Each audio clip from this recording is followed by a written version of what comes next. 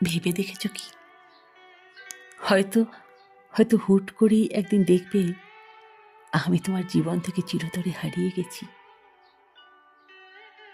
না কোনো ঝগড়া হবে, না কোনো নালিশ করব, একদম চুপচাপ, একদম চুপচাপ তোমার থেকে দূরে সরে যাব। হয়তো অনেকদিন তোমার মনেও পড়বে না আমার কথা।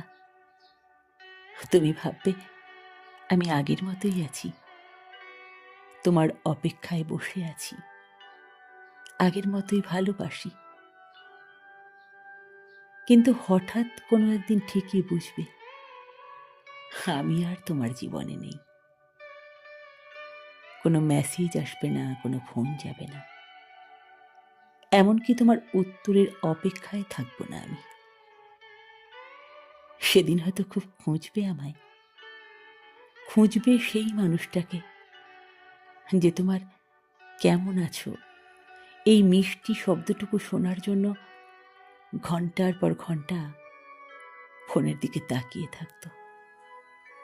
কিন্তু তখন আর কিছুই করার থাকবে না।